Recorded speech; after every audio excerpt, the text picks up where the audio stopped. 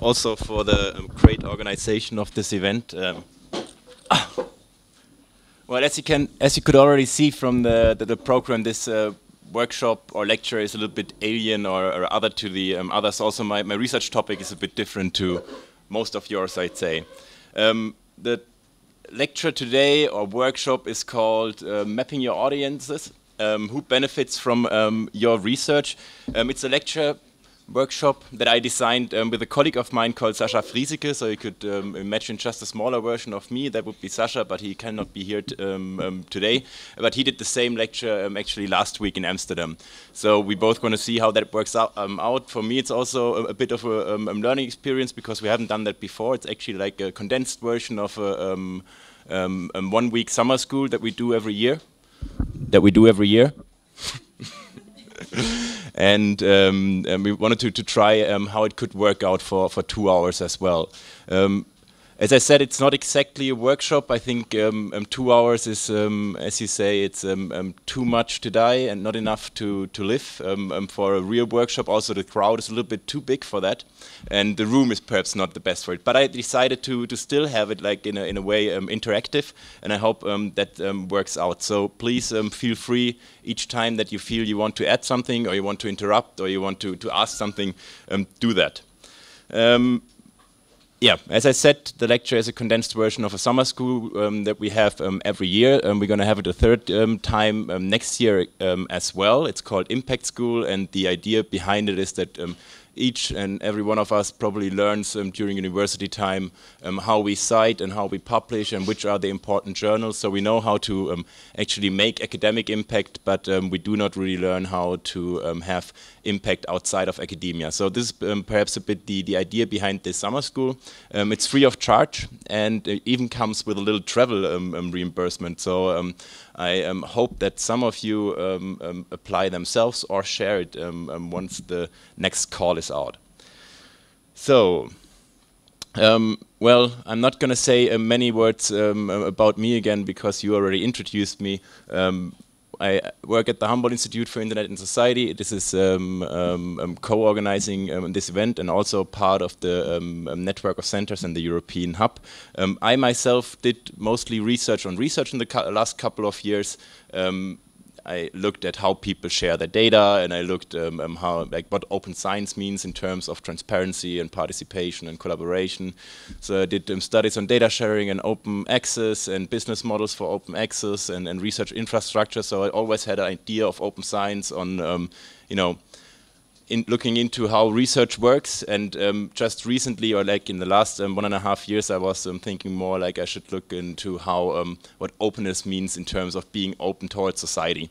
And this is also perhaps the topic and the lecture that I'm giving today. So we're looking at knowledge transfer, which is the topic of the lecture. And this is also the reason, or maybe like the knowledge transfer for me, like people outside of academia that I would talk to would be mostly like funders and policy makers, and this is the kind of transfer that I was doing, that I'm doing quite often. Yep. And the design or the outline for today is as follows. So there's the relevance of academic research. I can also go already a bit further. So first of all, we think a bit about why it is important to think about the topic. Yes? Will you be sharing your slides? Of course. Yeah. I will send you the link for it. Yeah. Okay. So first, we're going to talk a bit about why it's important to think about this topic. That's called the relevance of academic research. Then we're going to develop a model together. It's called the societal impact model. It's a name I just made up yesterday. Perhaps I find a better name for it. And then we try to develop and find together a few rules for what actually good transfer is, what makes knowledge transfer scientific. So let's start with a quest for relevance, or why it is important to think about societal impact. So we live in a complex world.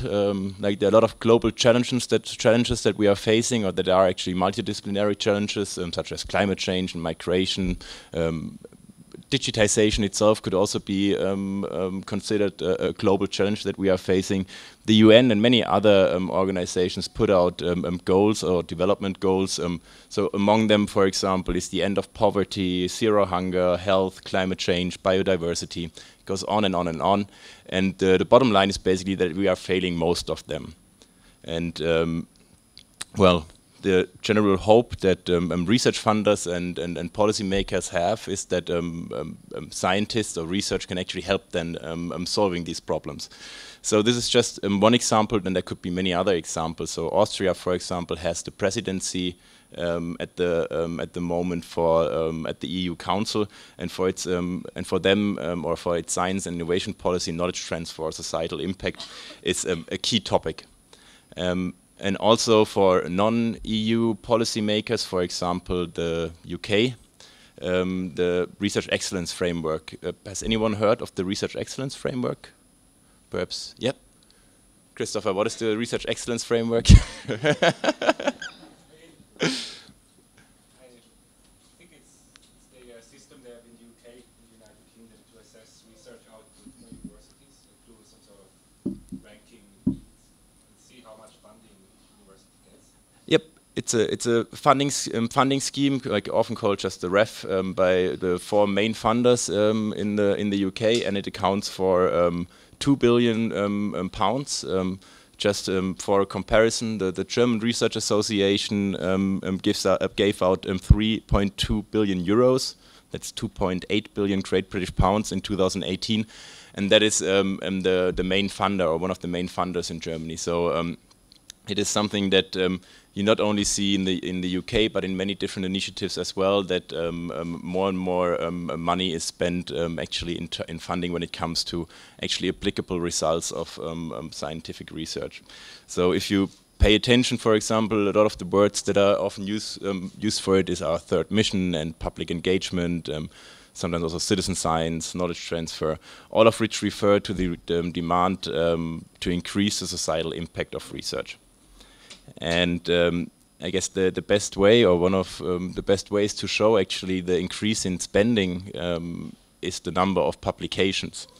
So the graph here is from a study that was published, I think, in 2015, yeah, by Bormann and Mutz. So those are bibliometricians, and they looked at a database called Web of Science, and they looked for the publications actually only from 1980 to 2015. So what you see here, like when it comes back to the 1600s, are actually just references to publications that are published after 1980. Anyways, the bottom line of this graph is that the scientific output is doubling every 9 years. And this is just measured in peer-reviewed publications. So the money spent, or the investment in research since the 60s, since like the new public management approaches and the hope that science can solve actually policy problems or political problems or real-life problems, also resulted in an increase in publications. Well, and this is a bit of a quiz. This is also another study that Lariviere and his colleagues did. And this is more of a guess. So how many publications for the natural sciences, the social sciences, and the humanities are never cited once after 5 years? So is there an informed estimate?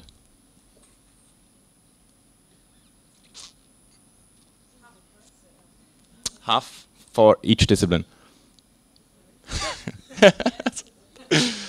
Yeah?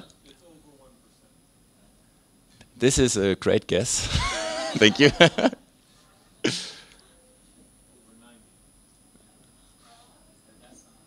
Over 90. Are these peer-reviewed, published? Those are only peer-reviewed publications. Well, it's like as a mean, like your numbers are pretty good. So it's almost a third of the publications from the social sciences, as well as for the natural sciences, and 88% for the publications, peer-reviewed publications for the humanities. This being said, of course, the humanities have a different publication culture than most of the other disciplines. Yes? Does that include self-citations as well? Yes, of course, it includes any kind of citations. Yeah. So some authors are even not smart enough to cite themselves.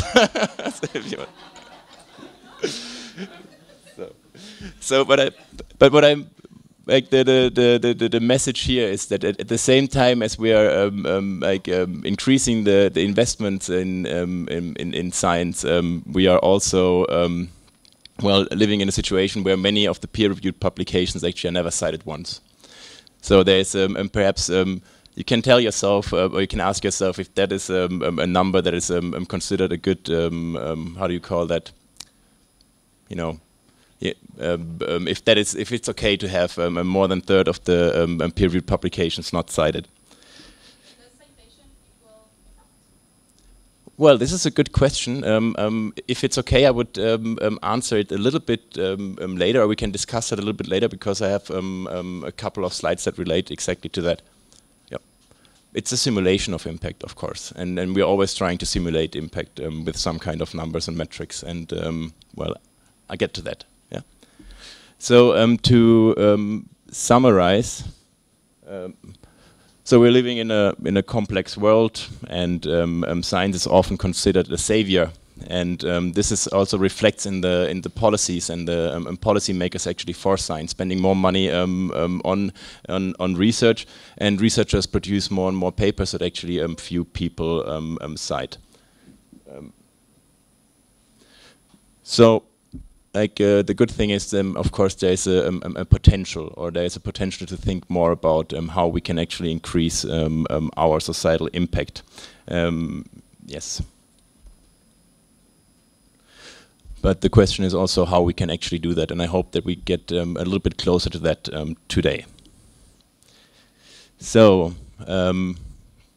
But to do that, I think we need to step a little a few steps back, and need to think about what actually basic research is and what applied research is. Of course, there are many kinds of different of research that you can do. But let's say on a dichotomy, you would have basic research and applied research. What do you think these two pictures stand for when it comes to basic research and applied research?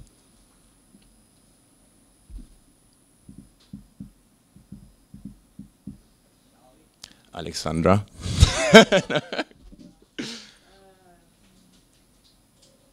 like basic research, like the foundational papers, and more practical, more specific. Yes. Problem solving. Sounds good. It's also a research question. This is general knowledge about the world, but this is probably came from a specific question, like how can we do this or inform this?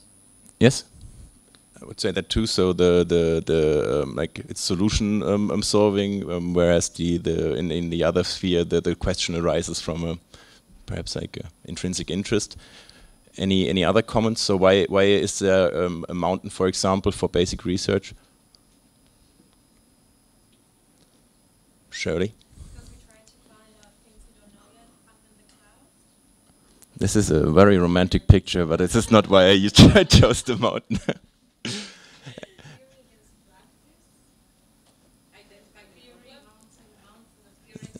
So the annoying little child is practice. I would say that too, but I wouldn't consider the mountain to be theory. Well, but it's also like up in the mountains, you know, like it could be overview. Yeah.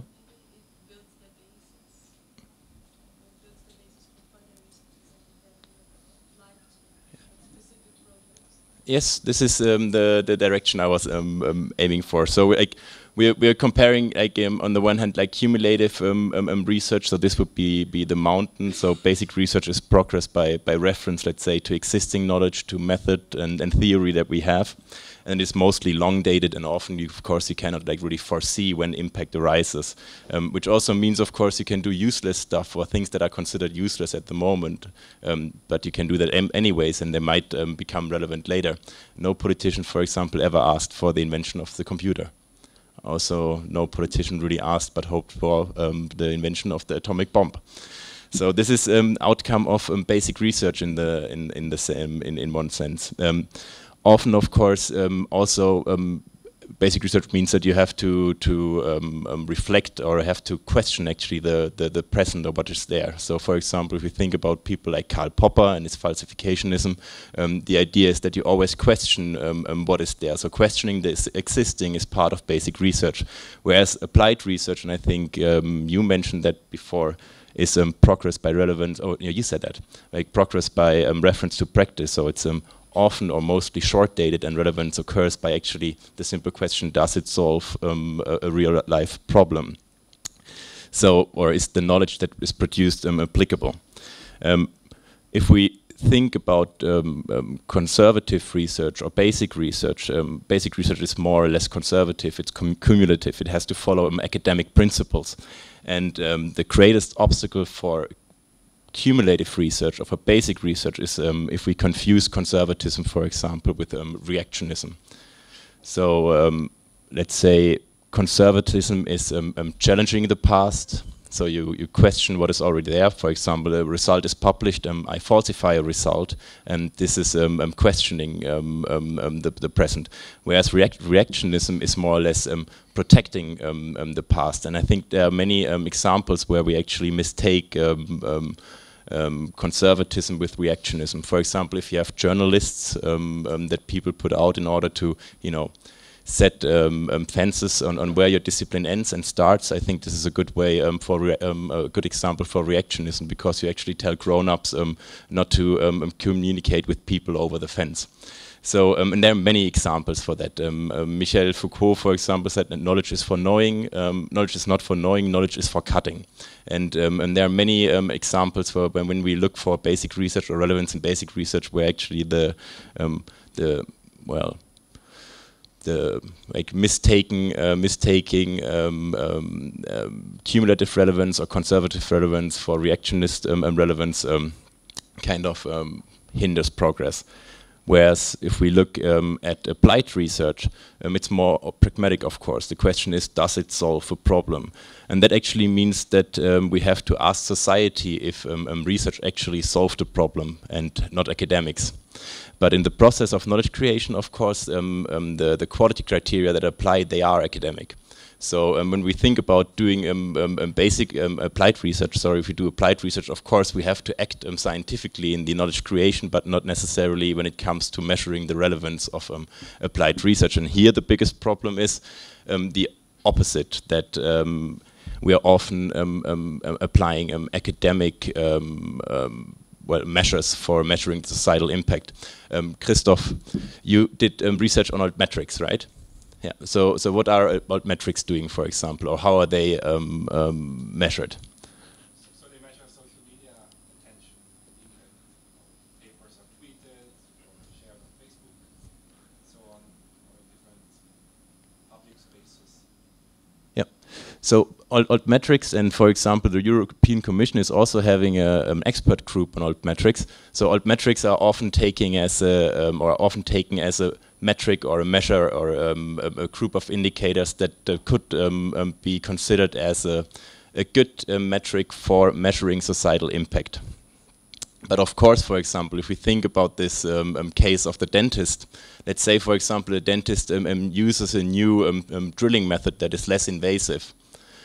Would he actually refer to the original publication, including the digital object identifier, on Twitter? So altmetric could actually count it. Where this is a way where this is a good example where the way we measure actually societal impact is too scientific. Is that kind of clear, or the problem that I'm trying to point out? So this is just a big frame. So on the one hand, we have basic research, on the other hand, we have applied research. And my bottom line is actually that if we think about applied research, or if we think about knowledge transfer, we actually have to think about the societal perspective, and does it solve a problem? So these are common indicators when actually we look for measuring impact, both in basic and societal sphere. If you look at the academic impact side, you see a lot of bibliometric scores. So, for example, the number of articles published, the number of citations leading referencing to this article, the number of book publications, the number of book chapters. So bibliometric means like we really think a lot about articles when we think about academic impact. I think this is already a problem. This is not a problem that I'm tackling today. It's something that I did in my research in the last couple of years, but by just giving a lot of weight to the article and giving a lot of weight to bibliometric measures, of course, you also set the goals for a lot of academics following basic research to publish articles and referencing to articles. And at least we in this room, as being part of Internet and Society hubs, should know that knowledge is not only based in article publications. Like it can have different forms, of course, if you think about data, for example, or software. And if we think about societal impact, we are actually thinking about extra scientific references and peer evaluations. And here, of course, we sometimes face the problem that we are counting stuff that doesn't count. Like, for example, altmetric counts stuff that is completely irrelevant actually for societal impact unless you think about attention, and attention can be a form or an indicator for societal relevance, but of course it's an idiotic measure to measure the societal impact or just concentrating on that. And of course not everything that counts is countable. And so when it comes to measuring societal impact, of course, there needs to be a good, let's say, mix between quantitative and qualitative measurement or evaluation systems. So just a question again to you. If we think about basic research and applied research, where would you locate yourself? So perhaps just hands up who is more on the applied research side. Could you raise your hands a bit higher? 1, 2, 3, 4. So who's in the middle? And who would say is more on the basic research side? Okay, cool. So if we would take that as a sample or representative sample for the European hub or the network of centers, then it would mean that most of us, apart from 3 or 4 people in this room, think of research in applied terms, at least partly. So this means that this presentation is extremely relevant for all of us. No, yes.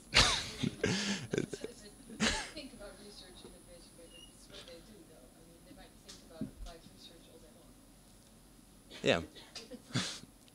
Well, it's of course it's really difficult to have this simple scale and then locate yourself from left to right. But what I'm trying to say here is that very few people would actually say or think that they are basic research, especially in a group or organization or network as the European hub that is meeting for a conference on AI, law, ethics, and whatnot. So like a very interdisciplinary or multidisciplinary group already. And it's of course already difficult for, let's say, basic researchers to talk to other basic researchers in a productive interdisciplinary manner, and it's perhaps even more difficult to make actually practical use of the knowledge that we produce in a transdisciplinary group. So I hope with this, after this small session today, that we get a little bit, a few inspirations on how this could be done. So just as a little sum up for the first third of this session. So we have to differentiate between academic impact and societal impact. The problem is that I cannot hear the slides here, so I'm always trying to... So academic impact is a contribution that research makes in shifting, understanding and advancing scientific method, theory, application across and within disciplines. So we're looking on impact within academia, whereas societal impact is trying to achieve a change within society.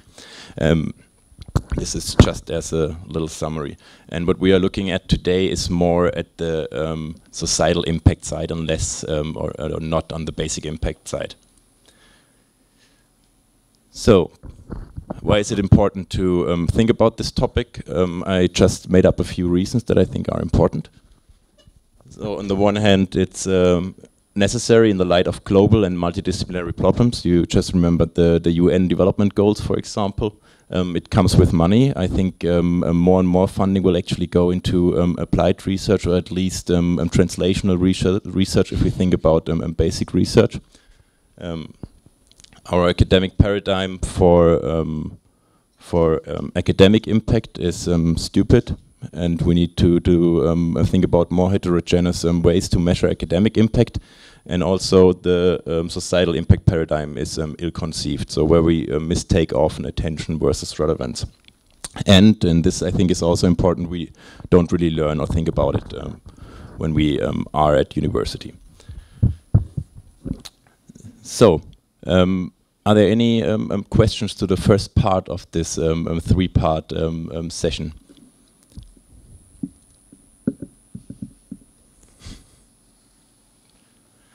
Great, because that means we might be even on time in the end. So now I will try to get more into detail, and we will try to think more about actually your research, and we try to develop a model together when it comes to knowledge transfer. It's not a completely rocket science model, it's just a few boxes or check boxes that I think are important to keep in mind when we think about knowledge transfer. So what you see here is a simple sender-receiver model with a few variables that interfere each other. So there's on the one hand the knowledge that you have as your researcher, on the other hand you have the audience, so that the person that you're trying to reach. And then there's a container, a channel, and a need. I will go into every single element of this model, and will also say a few words on what is important to think about. And then each time we're going to have a little break of 30 seconds or a minute where you can think about or apply it for your own research. What's basically happening there on the knowledge side is that you construct knowledge, you have to deconstruct knowledge again, put it into a new knowledge object, and then the person has to reconstruct it again. You can also think of, and of course there's a feedback loop. In like Luhmann, for example, thinks about follow-up communication. Each time like you interfere with something, of course it also comes back to you, and then you have to handle with it. For example, if you give an interview for a newspaper, you might get misquoted, or you might get questions coming from that interview. So this would be some sort of follow-up communication. And of course the idea is only if all of the boxes are ticked, translation actually happens. And as I said, we will walk through the model and each element, and after each element you have about 30 seconds to 1 minute to think about it for in terms of your own research. And in the end, if you want to, you can share it, of course, with the audience. So the first box is knowledge, and this is the question: which of my findings is socially relevant? This is a bit leading to what I meant with the process of knowledge creation, and that actually means like, what is your field of expertise? What is the field of expertise that you're comfortable with? And here, of course, scientific quality criteria apply. So, for example, I think many of the fields that we come from come with their own quality criteria. And for example, me from the social sciences has specific criteria for qualitative and quantitative research. And then there are, of course, a few universal guidelines or quality criteria. For example, the Mertonian norms, which would be universalism, for example, organized skepticism, disinterestedness, communism. But these are all quality criteria that relate actually to the process of knowledge creation. So, as a first little reflection task, this would be the question. So, find your expertise. Which field of research are you most comfortable with? Where do you have advanced knowledge?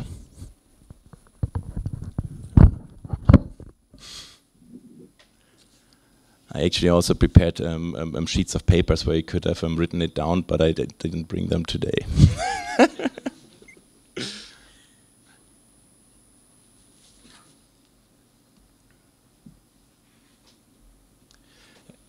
In the impact school, we would spend whole sessions for the single slots, and here we try to do it in a quicker version. Okay. So the second box would be audience. So actually, who can benefit from your academic knowledge? And this is an essential aspect in generating impact, is to have actually clear understanding of who you are addressing. So if we think about knowledge transfer, usually we ask people, for example, in the workshops, and they would mention persons that they have in mind, or people that they have in mind that they want to reach. And then we try to group them into audiences, and those are the 6 that usually would come up. So this would be students, for example, in teaching situations, policymakers, public administration, general public, media, and practitioners. For example, I'm going to a workshop at the CNRS in February.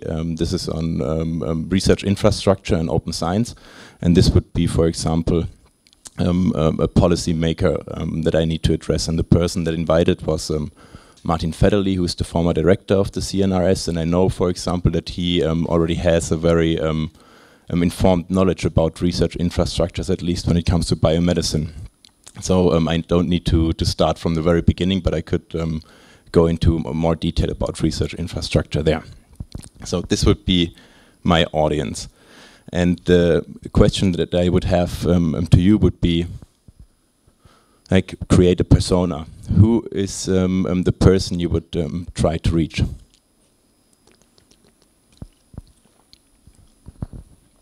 So if possible, think about a concrete person, try to think about the name, try to think about where in an organization that person is working, try to think about which context that person is working in, and how he or she does consume scientific information.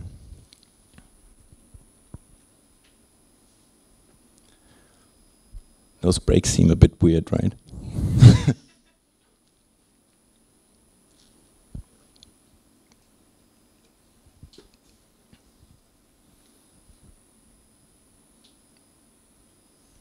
Shari? I just wanted to say I really like the slide before. I do the persona creating too, but I mean, normally you have like 2 or 3 kind of different stakeholder groups you're addressing, right? And I always think, besides doing the research and the deep working sessions and all those, and then like having all this transfer happening for several stakeholder groups for several languages too, like language levels, right?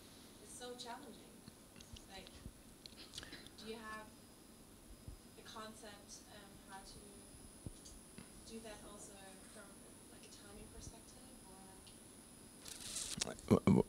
I don't understand the question. So, for example, if you work on a specific project and you want it as policymakers, the media, and practitioners, right? You have different kind of language levels and the vocabularies you use. Yeah. And when I create the personas, I create 3 different personas for the stakeholder groups. But it's so much labor to do all this from scratch. So I was thinking maybe you have an insight on whether there is any strategy to first start with, I don't know, for example, the policymakers, then break it down to the practitioners and to the media, or like, how do you connect all those stakeholders in your practice of knowledge transfer? Yeah, well, what, like, me personally, well, if we think about it, for example, in the impact school, we would build like a transfer strategy throughout the whole week, and they would name different stakeholders that they want to address, and then they would have like theoretical sessions and practical sessions, on which would be potential formats to reach them and channels to reach them as well, and which would be like risks, for example, for that transfer. So what would be a good channel and a good format, for example, to reach a policymaker in which part of the organization? Like how does he or she consume information? Which would be a channel to actually get the policy brief, for example, that you write to that person. which would be a good workshop format to reach that person. And we try to use as much as possible evidence where there is.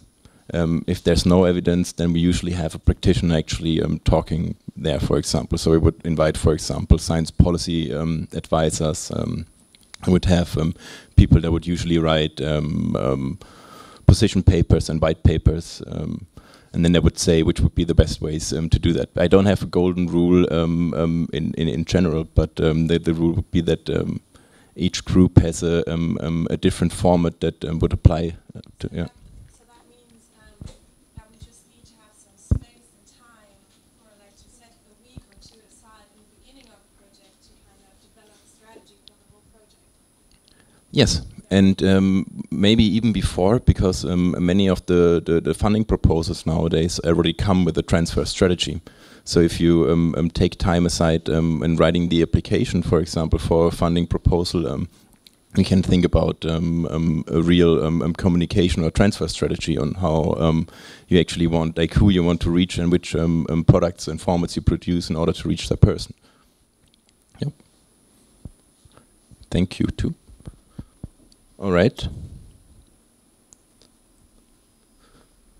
So, and then there's the needs. So we have a very broad understanding that we usually use also in the impact school on what needs are. So needs for us are anything that another person can actually apply in his or her context. And usually when we ask people for the needs, we can group them into 3 different ones. So one is instrumental. So for example, a technical solution or a piece of legislation that actually solves a real problem. The other one would be conceptual. So, for example, something that is framing a debate or helps to structuring a debate, or helps to theorize or making sense of policy issues. And capacity building. So, for example, this workshop could be considered a form of capacity building, or a lecture could be considered a form of capacity building. So, the next, so for example, the impact school itself could be considered a form of capacity building. So my little task here would be identify a need.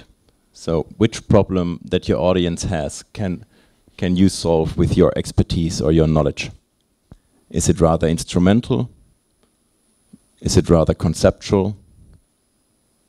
Is it going to capacity building? Or is it something else? Again, I leave an awkward break, but you can always ask if you have some questions. Rebecca? I was wondering, because it's very similar to like when you build a TV format or something like that. You always have to think about the audience first. And what about like if you have different audience you want to approach for science? How do you do that? Like, is that part of your program? Well, yeah, I tried to well, I think I'm sure this question went into the similar direction. Of course, there are several audiences that you want to reach at the same time, and maybe at different times, but that you want to reach in total. And for each, of course, applies a different strategy and a different format and a different channel. And for it also makes sense to reach perhaps one group first and the other one later. So we try to go into that during the long session, like the long impact school. But today we're going to focus on one group in our heads, just as a little mirroring practice. Okay. Yep. Thank you too.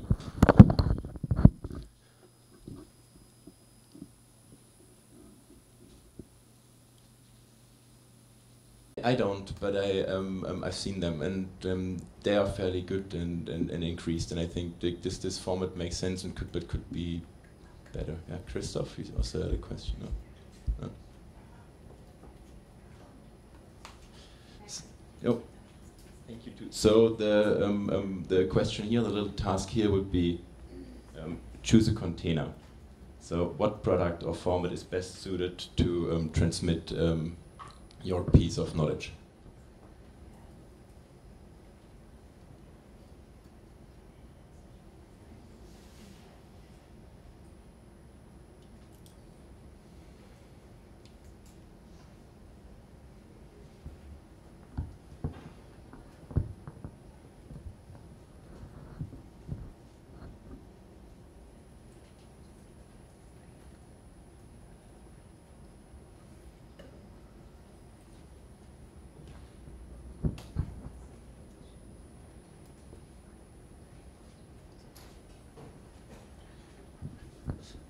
So, and the next one would be the channel.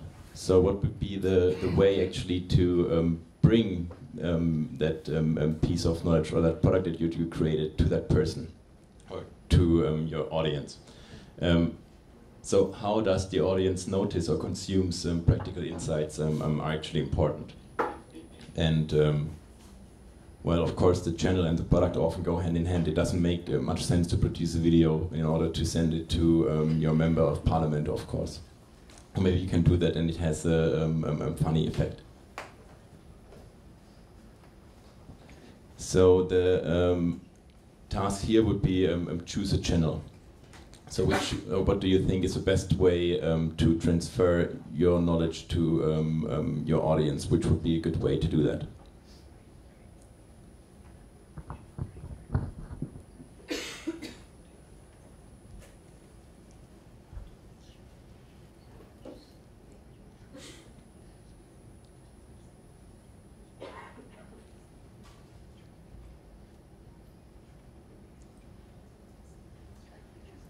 Yes.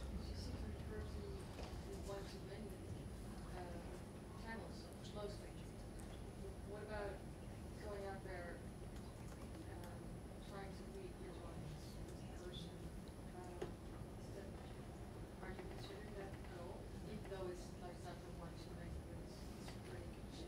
Yes, of course. Like we also do or I also think about the face-to-face interaction and want to view, and also, of course, the organizational context or the social context where the person actually sending that stuff comes from, because often, like, depending on the institution where you are, you're limited when it comes to resources or, let's say, institutional policy. And of course, also, often it makes more sense to think about a few people that you reach personally than trying to reach a lot of people indirectly. But I'd say it's case specific, and yeah.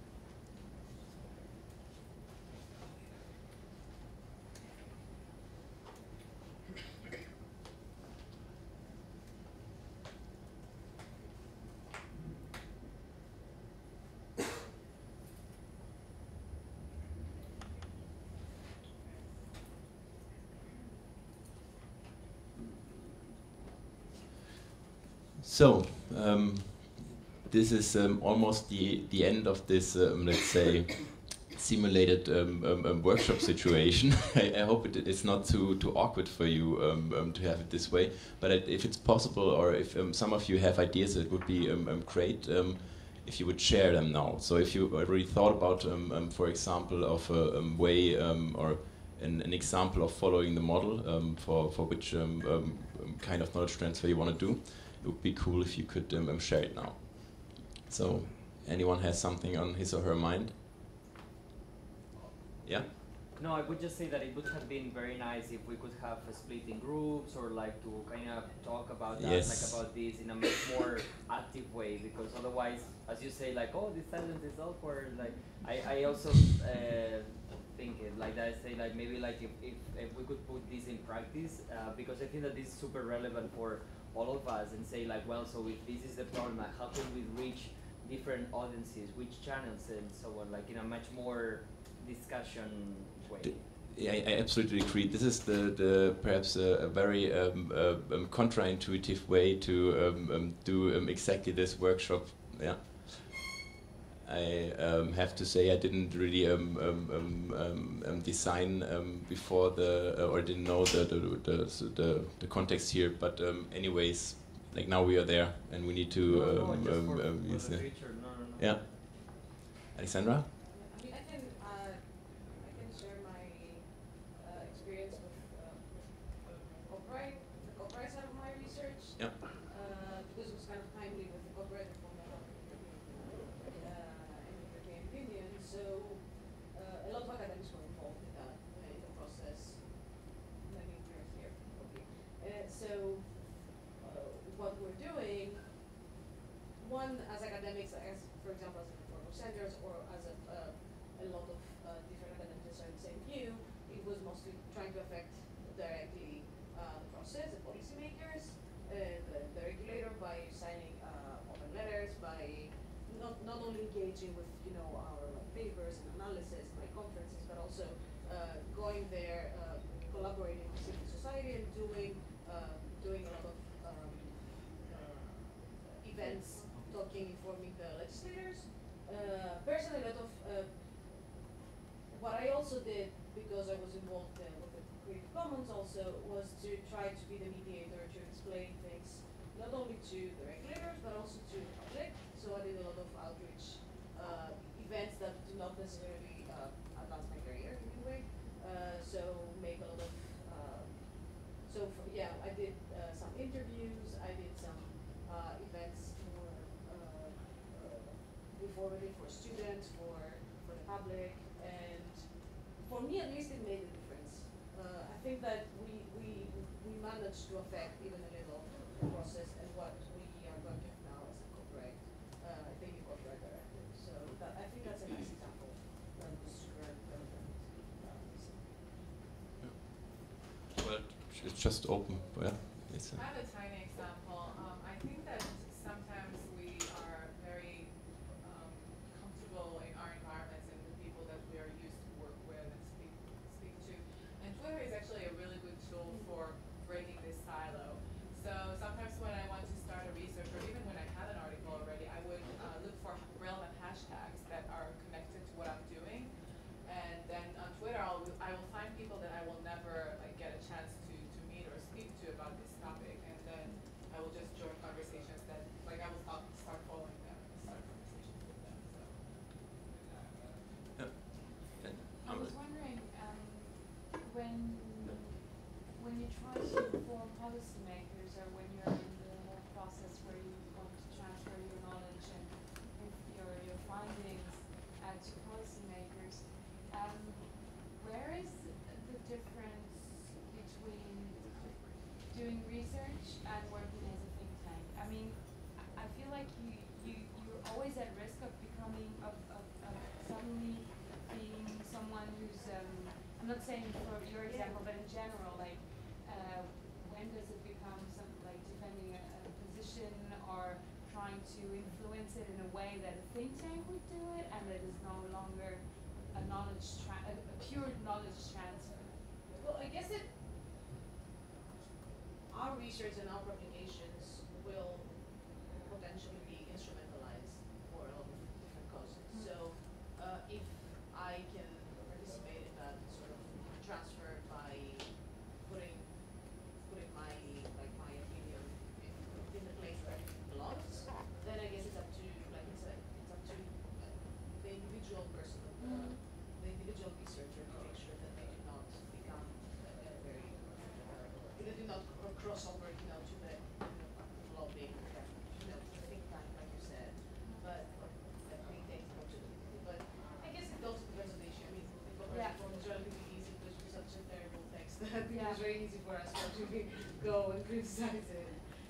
But yeah, definitely I've seen that, for example, Creative Commons, like the more polarizing issues, there's a fine line between becoming, Richard Stallman or actually, being more objective. Maybe it's also just a question of container. I mean, maybe we can say that if it's always in or a channel, that we could say, okay, at this stage, if we stay neutral at that stage, then we could use whatever channel, it would still be knowledge transfer and knowledge transfer.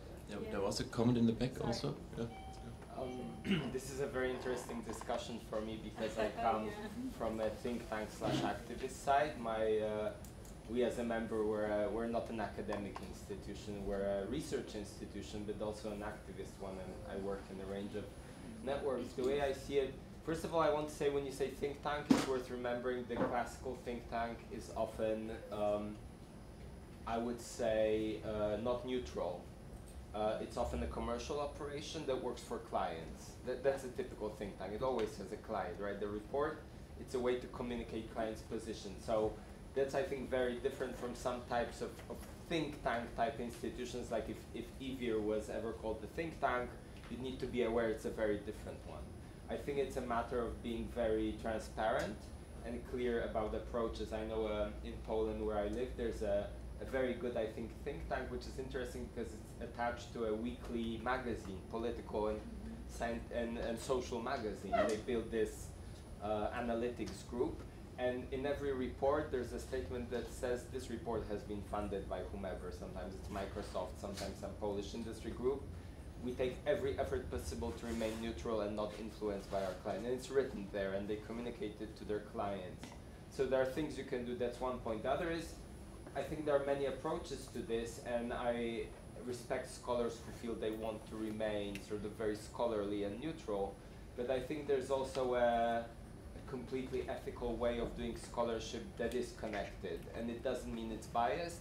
It doesn't mean it's instrumentalized. It just probably understand that there are very few flows of knowledge or information that are just about flows of knowledge or information. They are very often about also playing a role in the world. And personally, for us, it's been, for instance, very important to be in touch with legal experts working, for instance, on copyright reform.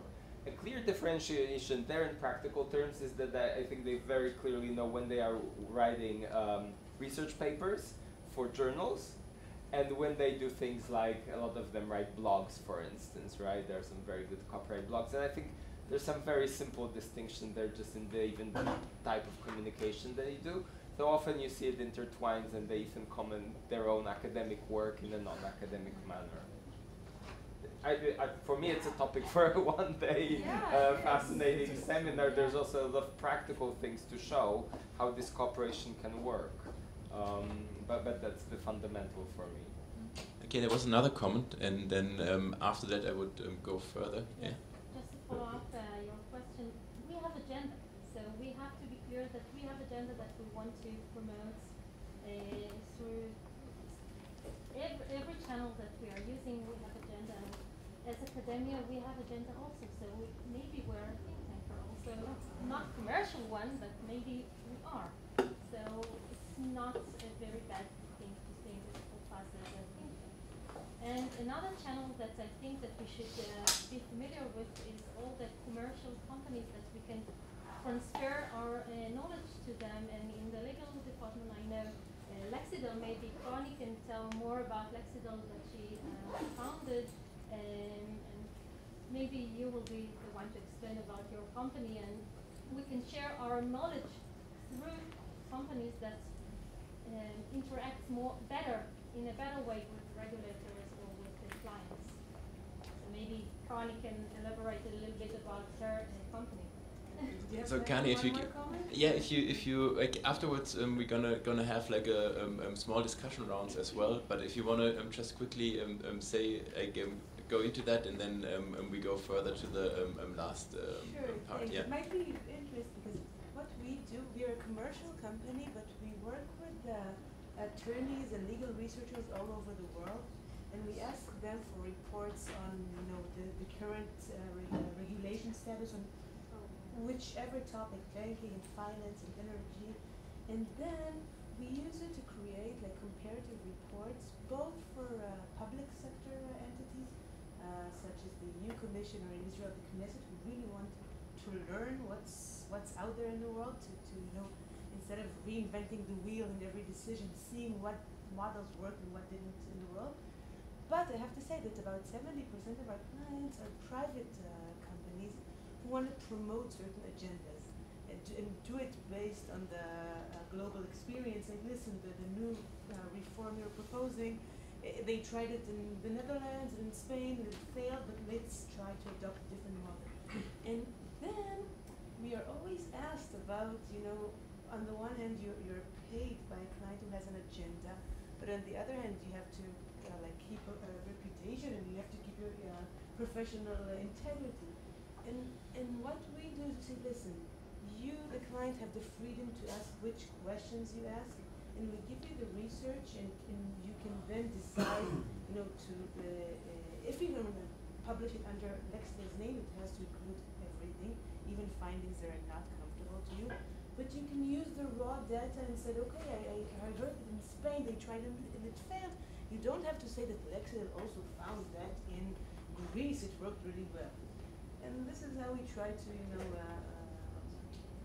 on the one hand, reserve integral, I mean, the objectivity, but obviously, like a law firm, when you serve a client. Okay, maybe particularly you can relate to the next topic that is coming up, because in the last session, and as I said, we wanted to finish about 10-15 minutes earlier because we already started late, and we're gonna want to go further in the session. So what we're gonna do now is that we think about actual rules or guidelines for knowledge transfer. So what I did now is that I took out a couple of quotes from people that have something to say, and then I just ask you what could be a good rule to summarize what that actually means. And the first one is saying, so this is from a interview study, and I just stole it. So this is data reuse for qualitative data. It's from a study in the UK where they asked actually UK executives about knowledge transfer and interaction between academics and companies. And he says, or she says, we are interested in people coming and sitting in on meetings with us. We are less interested in people going away and coming up with a really thick report.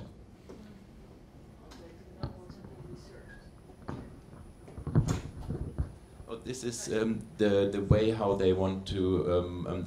He's saying or she's saying, I don't want to be informed with a big report. I want the person to be present and giving me the information on the spot to the questions that I'm asking. Which can also be in the report. So. Not in a very long report. A short one. But it's also a process of learning by. So, yeah, what could be a good rule for that, or what would you make sense out of this quote?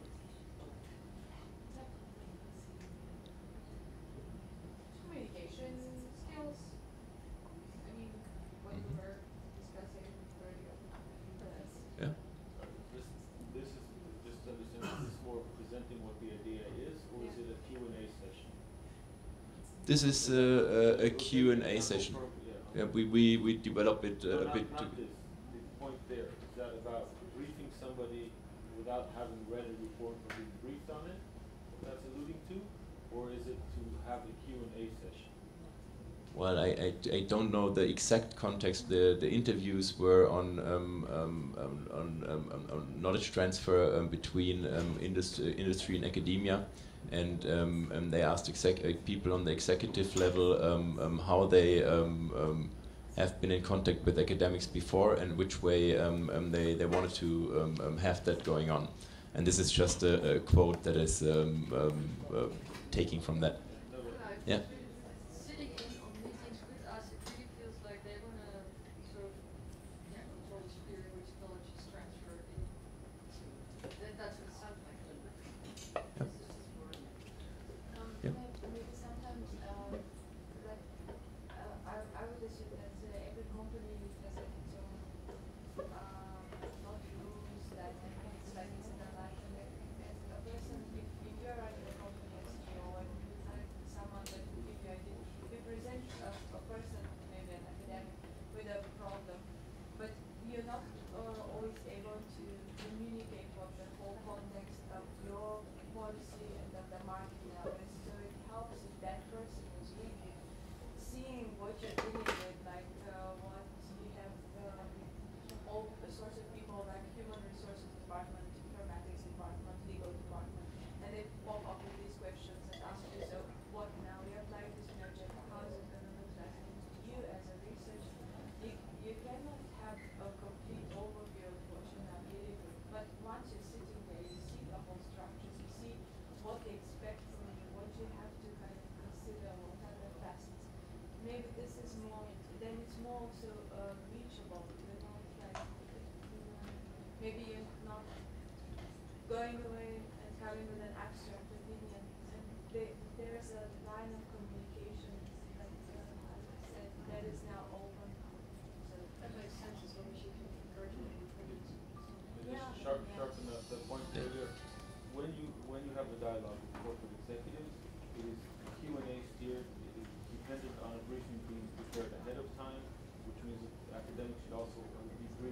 prepared ahead of time who they're meeting, what the discussion is about.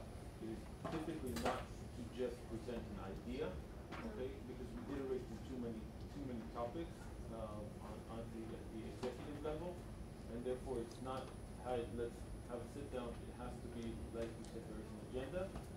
Based on that, then you have open questions. Otherwise, it's just not pragmatic. Okay, Shirley, did you want to relate to, like, yeah? Yeah.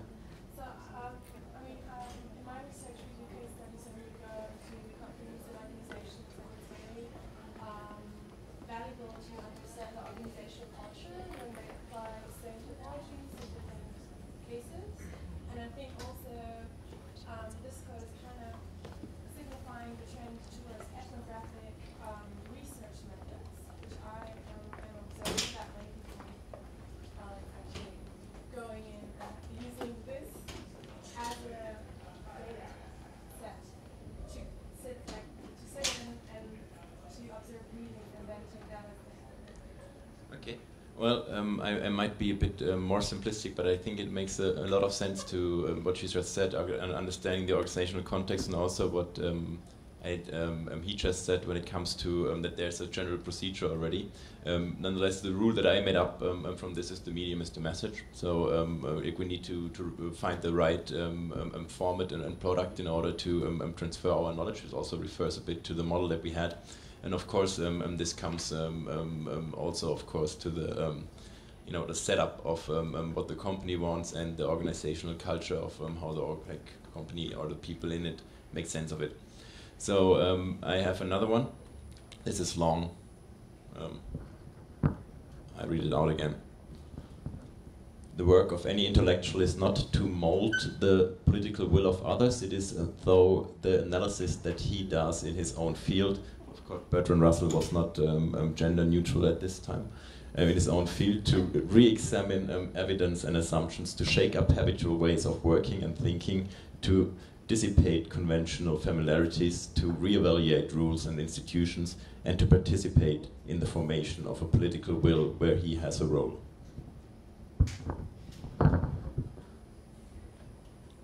Shirley?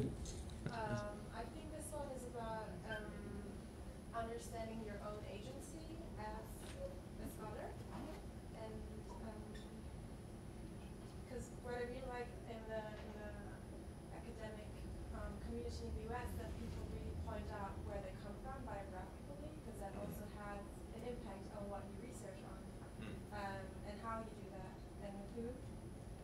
And I would say a rule could be aware of your agency or something like that.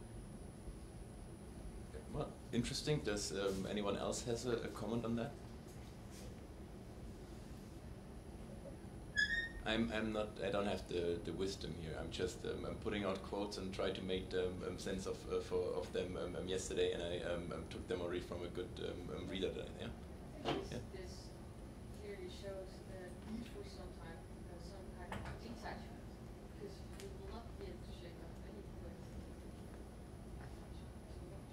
or involved too much. I mean, I know this is Yeah. old-fashioned view, but if you connect it to the political debate, then this will always have to be balanced, right? You want to connect, you want to. Yeah. One of the Mertonian norms is disinterestedness, which relates exactly to what you just said. Do you believe in independent research? Do I believe in independent research? Yeah. Well, How would you define it? what I think you said is very, very important, which was at that time not very well knowledge. Be aware of who you are, where you come from, your views, your accumulated views, especially. So you need both. Yeah. But that is creating your independence, I think. Yeah. Understanding yourself better and better and better, which is different from what I mean with the attachment to the person you're talking to. Yeah. No. Okay. Totally. Yeah. Okay. Anyone else that wants to comment? Okay.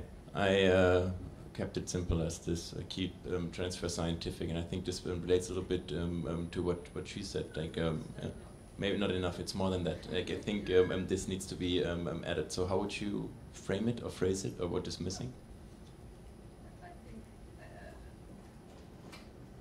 I think this is one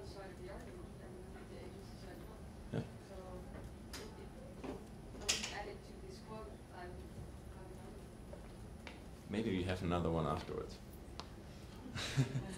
it's five rules, and then it's oh.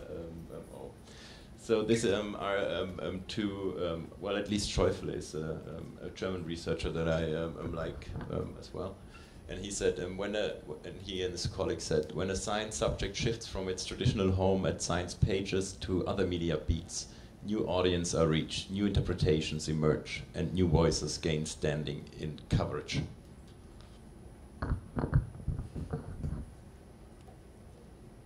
Christoph. I mean, it's a really good point, because I was just reading the article about emotional labor.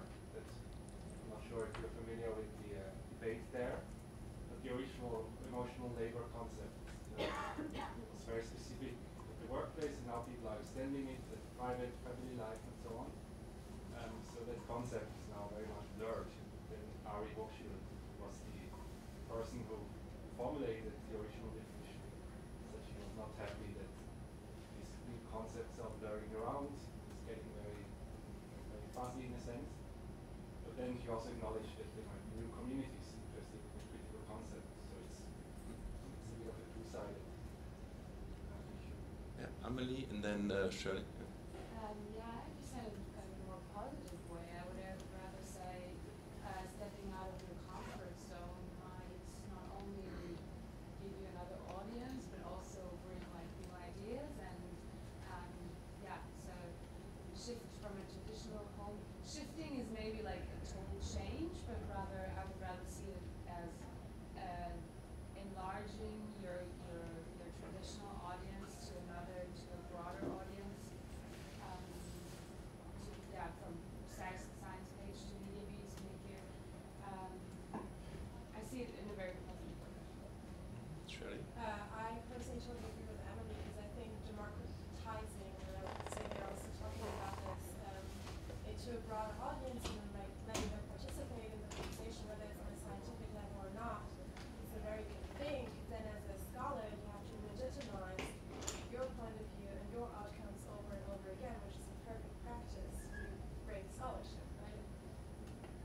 It's not as comfortable, it's more work, but Yeah, I was more on the pessimistic side. But I really appreciate the sense making. It's interesting how just a simple quote can, yeah. I think there was some researchers that I know with a completely different view, and they're like, no, I do research and I should think at all about this. It's somebody else's job, blah blah blah. And I find it interesting that this is such a heavy discussion. There are really, I don't know whether this is a progressive discussion or whether it's just in there. The discussion about application and translation, or yeah. Well, I made a bit the difference between the basic and the applied research, and in my personal opinion, somebody who's considering him or herself a basic researcher doesn't even need to interfere much with people outside of his disciplinary or interdisciplinary expertise field. Whereas if you do applicable research or third mission research or mission-oriented research, of course, application is part of your mission task. Yeah.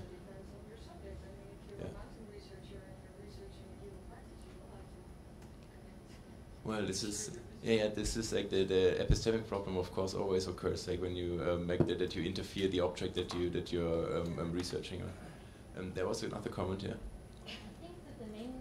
Problem in this field is that we are not promoted by reaching the audience, but we are promoted academically by writing articles. And I find myself, I'm the supervisor of the legal clinic for law technology and cyber here at the University of Haifa, and I'm writing a lot of position papers, which is, I can influence a lot of regulators through them, but nobody in academia will give me a credit in promoting me for doing so. So I'm not saying that the discussion is not important. It's very important. I think that all of us should be there enriching the public. but I'm saying that we should think maybe to change the criteria of promoting people inside academia. Maybe give more influence of that kind of research instead of just the basic ones. And in the same breath, I would say that not everybody should just be waving away from the basic research as well. So we need the basic research to be there also, and we are not supposed to move everybody to the other side. So it's good to have all this spectrum, and it's good to think about new criteria, how to academically promote people inside academia. I agree, because otherwise you get like, because this needs to be done, and the load is then on the ones that don't provide, we should have it. I also agree. Like for both for basic research and applied research, I think the evaluation criteria could have an update, but I don't read that in that quote.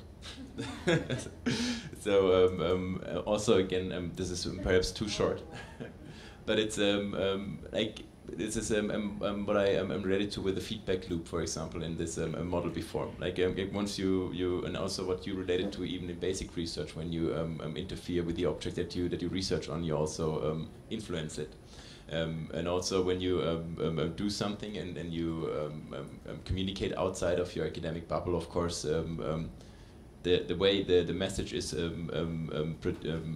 taken up or is made sense of is not completely in your control. You can always try to control as much as possible. For example, if you give an interview to a newspaper, you can ask to see the quotes before it's published. Or you can ask to see the full article before it's published. So you could say, oh, I want to appear there or not. So good ways, of course, to try to assert control as much as it's possible. But as soon as you transfer activities, you are in the business of letting go of your comfort area and losing control of the knowledge that you created. So this is one before the last. Do what you can, where you are, and with what you have.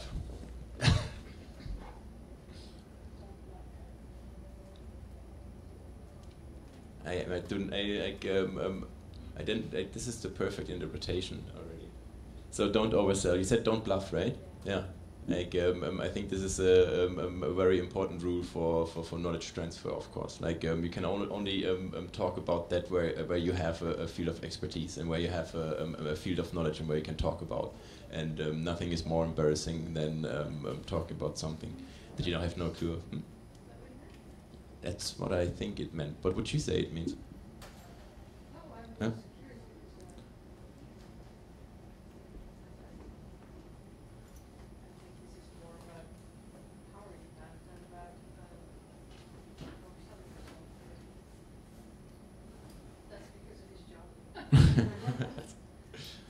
True. It could have different meanings. So, and the last one. To find out what happens to a system when you interfere with it, you have to interfere with it, not just passively observe it. It's a self-fulfilling prophecy.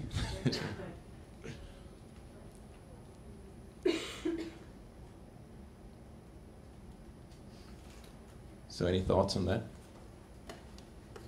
Amelie? Sounds like do more field research, but I would probably interpret it as like if you research on something, then maybe you have to look at it also in reality and not only in theory. Yeah. From my experience, that would mean when I look at social media at the workplace, that I just not only talk with people who are using it, but also using methodologies like thinking out loud, where I observe the person using the social network. And I mean, there are different methodologies to do that, and also to like even record how the people or the user are interacting on platforms, and to use that maybe even as methodology. Yeah, I like this interpretation. I like that you always refer to your own research approach as well. Yeah. Any other thoughts on that? I think,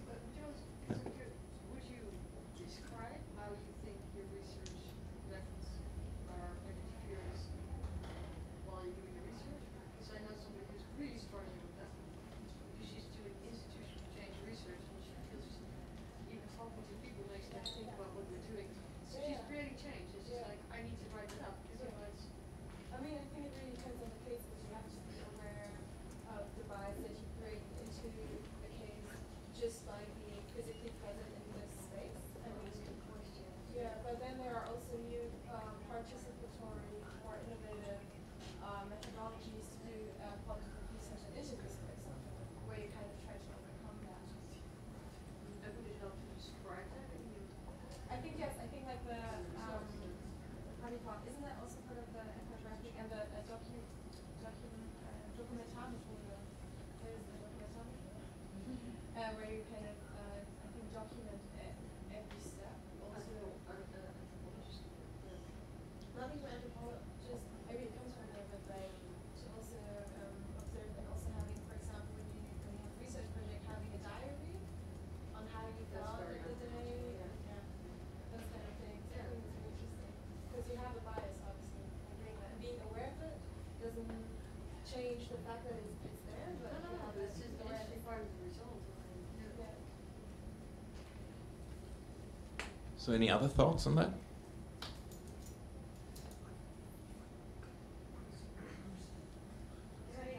Yeah.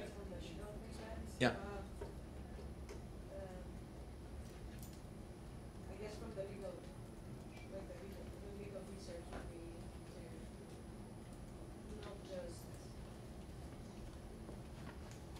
to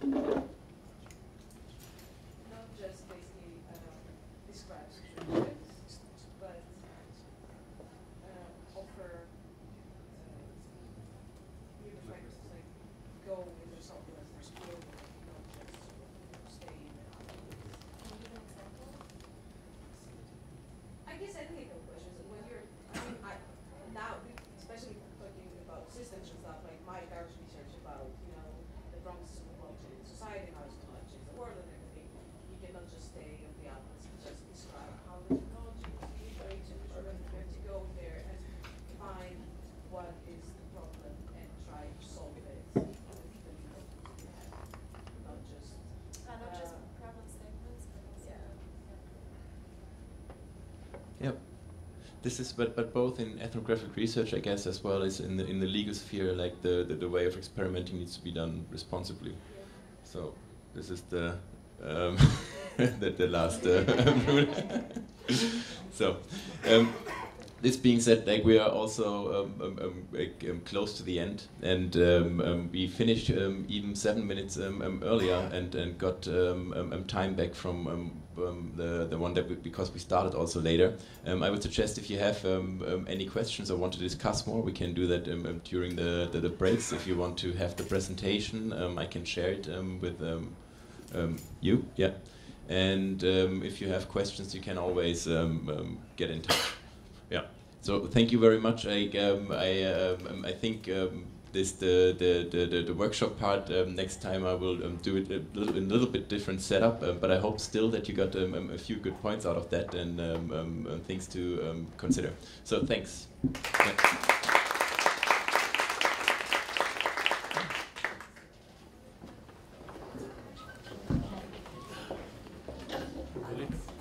רגע, זה מה שרצית לסיכום ועלה.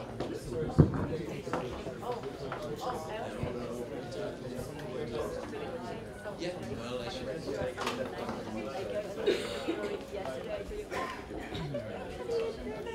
Fine.